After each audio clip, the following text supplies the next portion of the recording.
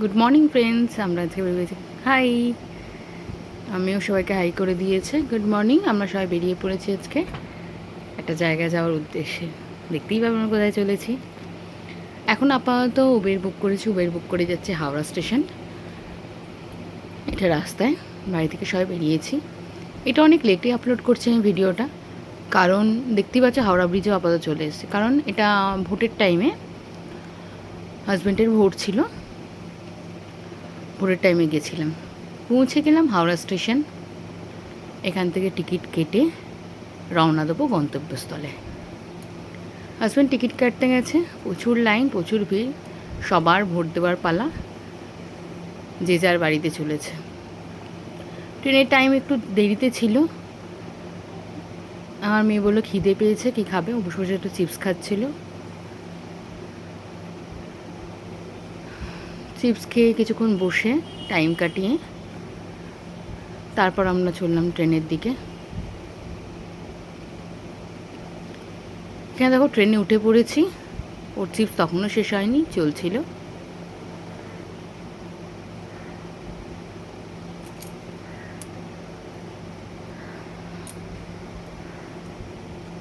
Train থেকে নেবে এখানে আমরা টোটো ধরে নিয়েছি, টোটো ধরে চলেছি।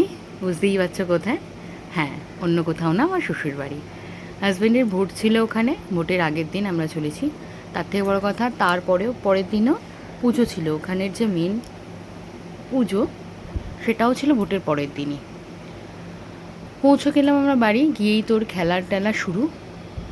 গরমে আর পারছিল না, দিন জামা কাপড়টা আমি ছাড়িয়ে খালি গায়ে বসিয়েছিলাম। বললাম আমাকে খেয়ে নে না, ওনার খেলা শুরু হয়ে গেছে, ঢাক ঢোল রান্নাবাটি সব নিয়ে। যাই হোক, আমরাও গিয়ে একটুখানি ফ্রেশ ট্রেশ হয়ে বসলাম, একটু রেস্ট নিলাম। প্রচণ্ড গরম পড়েছে, সবাই জানো, এতটাই গরম। তার সাথে আমার শাশুড়ি মাও চলে এসছে এখানে, ঢাক বাজাচ্ছে। বাচ্চাকে পেয়ে কে না খুশি হয়, এতদিন পর পায় তো। যাই হোক, পরের দিন সকালে আমাদেরই পুকুর থেকে মাছ ধরা হয়েছে। তা কতগুলো গোটা জ্যান্ত মাছ ছিল সব। বাবা মাছ নিয়ে চলে এসছে, মাছগুলো এবার কাটা হবে। আমার মেয়ে এখানে নেবার জন্য রেডি।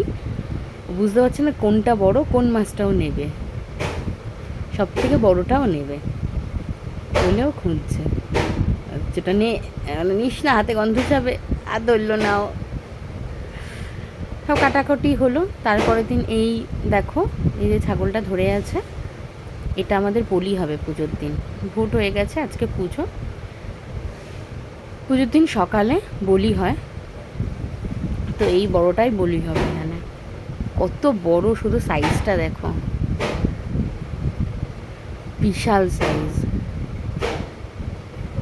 মেয়েতে এখানে ধরার জন্য লাফাচ্ছে।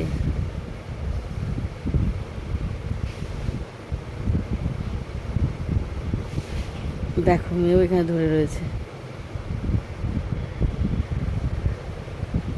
উনি পালিয়ে গেল। আমার মেয়ে তো ভালোই দিব্যি সময় কেটে যাচ্ছিল, গরু বাছুর,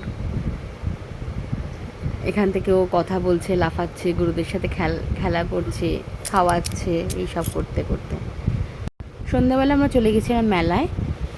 ওখান থেকে ঠাকুর দেখতে। দেখো কী হারে ভিড়, আর কত যে বড় লাইন, তোমাদের পুরো লাইনটা না দেখালে বুঝতে পারতে না।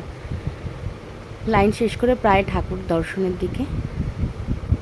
এটা হচ্ছে বর্ধমানের ক্ষীরগ্রাম। এখানে যোগাধ্যা মায়ের পুজো হয় এই টাইমে। তোমরা হয়তো অনেকেই শুনেছ বা অনেকে শোনোনি। যারা শোনোনি বা দেখোনি, পারলে এই পুজোর টাইমে একবার ঘুরে এসো। ডিটেলস চাইলে আমায় কমেন্ট করো, আমি কমেন্টে ডিটেলস দিয়ে দেবো কবে কী হয়। অনেক জাগ্রত ঠাকুর, এটা একটা সতীপীঠ। ঠাকুর এখানে যা চাইবে, যা মানত করবে তাই পাবে।